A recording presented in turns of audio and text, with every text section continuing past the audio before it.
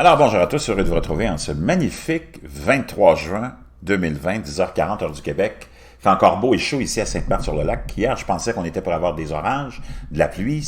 Vers 17h, ça s'était vraiment ennuagé. Il y avait le vent qui s'était levé, mais finalement, ce matin, quand je me suis levé très tôt, j'ai remarqué qu'il y avait encore un beau ciel bleu et beaucoup d'humidité et de chaleur. Donc, on va profiter des grâces de Dame Nature. Pendant ce temps-là, Aurélien m'a envoyé un message, je tiens à le saluer et à le remercier, sur les ondes ou les fréquences. Et l'étonnante histoire de la guerre des fréquences, la fameuse 432 contre la 440. J'avais déjà abordé ce sujet-là. Tout est magnétique, tout est électromagnétique, tout est fréquence. On répond à des fréquences, on enregistre des fréquences, on les ressent. On émet des fréquences aussi, donc c'est vraiment important au niveau de compréhension de ce qui se passe. On est vraiment que, dans le fond, en énergie. Et en tout cas, c'est vraiment fascinant. Je reviendrai sur ces questions-là, je les ai déjà abordées, mais on va aller tout de suite dans l'article qui a été partagé par Aurélien, qui nous vient de Slate. L'immense majorité de la musique est aujourd'hui réglée à une fréquence de 440 Hz, alors qu'elle a longtemps été à 432. Une évolution qui a donné lieu aux théories les plus farfelues, entre complot nazi et numérologie mystique. Les musiciens le savent, les autres pas vraiment, mais l'immense majorité de la musique est réglée à une fréquence de 440 Hz. Pour beaucoup, cette norme pourrait n'avoir que peu d'intérêt et pourtant, elle est depuis quelques années le sujet d'une polémique, voire d'une théorie complotiste qui frôle le point Godwin. Existe-t-il vraiment une fréquence naturelle balayée par les nazis pour contrôler les peuples via la musique? Notre ADN vibre-t-il véritablement aux 432 Hz? Une fois démêlé le vrai du faux, que reste-t-il de cette thèse mystico-conspirationniste? En 2014, invité à discuter avec ses fans suite à son inscription sur Facebook, le regretté Prince n'avait daigné répondre qu'à une seule des milliers de questions posées, et elle concernait justement le choix de la fréquence 432, le standard absolu pour le Kid de Minneapolis. Et vraiment, on voit son tweet ici, the gold standard, pour lui, le 432. Pour comprendre cet intérêt pour le 432, en lieu et place du 440, encore faut-il comprendre ce qu'est une fréquence. Il s'agit, comme nous l'explique Amaury Kambuza, le leader du groupe Ulan Bator, du nombre de cycles complets de vibration en une seconde. Les sons graves ont une fréquence basse, par exemple entre 16 et 500 Hz. Les sons aigus ont une fréquence élevée, par exemple supérieure à 8000 Hz. L'oreille humaine entend de 20 à 16 000 Hz, zone utile car correspondant aux fréquences de la voix humaine et des sons familiers de nos activités entre 500 et 3500 Hz. Mais la normalisation de la hauteur des sons, la fréquence, ne date que du milieu du 20e siècle. Durant l'Antiquité, la musique était adiasymétrique,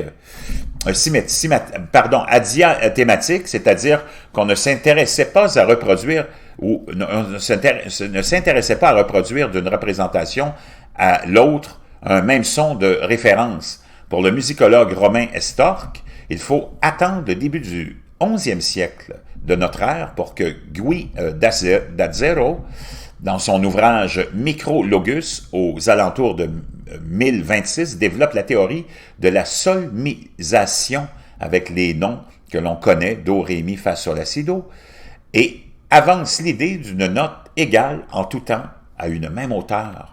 Ainsi, au fil du temps, se dessine l'idée de créer une note précise, immuable, sur laquelle s'accorder. Mais quelle fréquence choisir? Cela dépend des instruments, de la nature des matériaux utilisés, et aussi du régionalisme et des époques. Robin Estorque poursuit.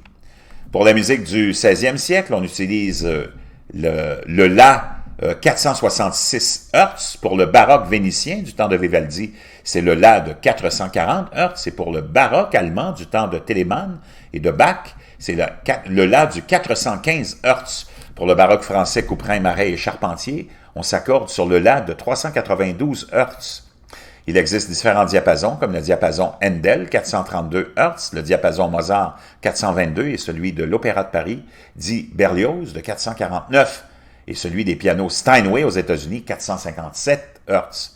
Il y a donc une pléthore de fréquences, multitude d'accordements différents, et avec la démocratisation de la musique, l'industrialisation de masse des instruments et l'augmentation de l'enseignement va naître l'idée d'uniformiser tout ce petit monde, de lui trouver une sorte de règle acoustique pour ne pas courir au suicide économique qu'aurait provoqué un trop grand nombre de tonalités différentes sur le marché. Les prémices de cette rationalisation apparaissent en 1884, comme le souligne Amaury Cabusa, quand le compositeur Giuseppe Verdi obtient de la commission musicale du gouvernement italien un décret de loi normalisant le diapason à un La à 432 vibrations par seconde.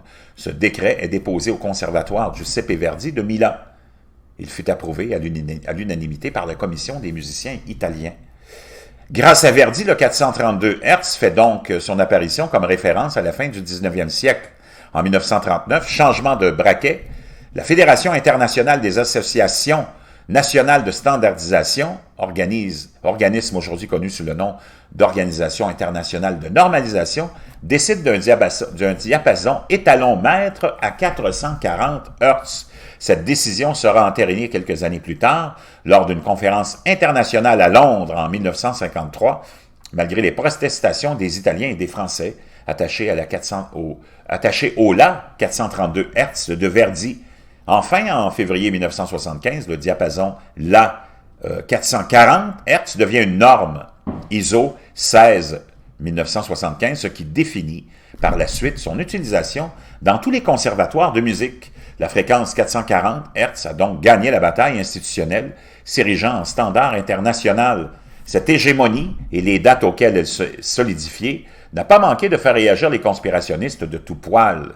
En effet, la promulgation de en 1939 du 440 au détriment du 432 a fait penser à un coup d'État musical des nazis. Les Allemands avaient très tôt, vers 1700, choisi le 440 Hz. Avec la volonté d'Hitler de rebâtir le grand empire germanique disparu, la musique s'est vue instrumentalisée, devenant un fer de lance de ce désir de grandeur perdu. Peut-être, comme l'indique judicieusement Amaury Cabusa, se sont-ils basés sur une affirmation de Platon: si tu veux contrôler le peuple, commence par contrôler sa musique. Les nazis ayant prouvé la capacité à la récupération et leur obsession de l'imposition des normes, comme ils ont adopté le symbole de la svastika, la musique ne serait donc qu'une victime collatérale.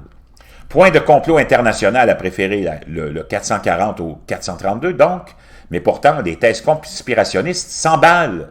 Avec des calculs que Nostradamus ne réunirait pas, certains spécialistes s'en donnent à cœur joie sur la toile. Le La 432 Hz serait ainsi le réglage qui fait vibrer la raison dorée de l'univers PHI et unifie les propriétés de la lumière, du temps, de l'espace, de la matière, de la gravité et du magnétisme avec biologie, du code de l'ADN et de la conscience. Quand nos atomes et ADN commencent à résonner en harmonie avec le schéma en spirale de la nature, notre sens de connexion à la nature est dit être agrandi. Le nombre 432 est également reflété dans les rapports du Soleil, de la Terre, de la Lune, de la précession des équinoxes, de la Grande Pyramide d'Égypte, Stonehenge, le Sri Yantra et beaucoup d'autres sites sacrés, peut-on lire sur les sites esprit-science-métaphysique.com. Ce gallimacias qui met sur un pied d'égalité le scientifique, l'ADN et la conscience brasse un mysticisme délirant proposant de savants calculs qui prouveraient presque 432 est l'autre nom de Dieu. Si des expériences visuelles ont été menées pour observer comment l'eau ou le sable vibrent différemment selon les deux fréquences, elles ne prouvent rien scientifiquement. Certains chercheurs se sont aperçus que l'eau se cristallise sous des formes harmonieuses quand elle est soumise à un diapason à 432, alors qu'elle se cristallise lorsqu'elle reçoit des vibrations à 440. De manière anarchique et abstraite. Ce constat, plus esthétique que scientifique, est donc soumis à une subjectivité évidente, est encore amoindri par des conditions inconnues des tests, l'humidité et la température modifiant grandement les résultats. Si l'importance de la fréquence musicale demeure indéniable, le corps humain étant intrinsèquement sensible à son environnement, vouloir y discerner un diapason supérieur à tout est une ineptie. Amaury Cabusa reste persuadé qu'aucune de ces fréquences diapason, qu'il s'agisse du 440 Hz ou autre, n'est absolue.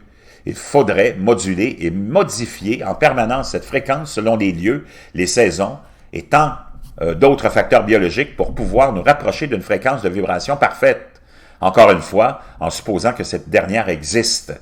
432 Hz pourrait devenir la fréquence majoritaire de nos jours, mais certainement pas universelle. Pour affirmer une telle théorie, il faudrait nier que tout est en mouvement, en permanence évolution, ne pas tenir compte des peuples qui se basent sur leur mode traditionnel pour chanter et jouer de leur instrument, en rapport direct avec leur sens, leur culture, et ce qui les entoure, et certainement pas sur un diapason normalisé à 432 ou bien à 440 Hz.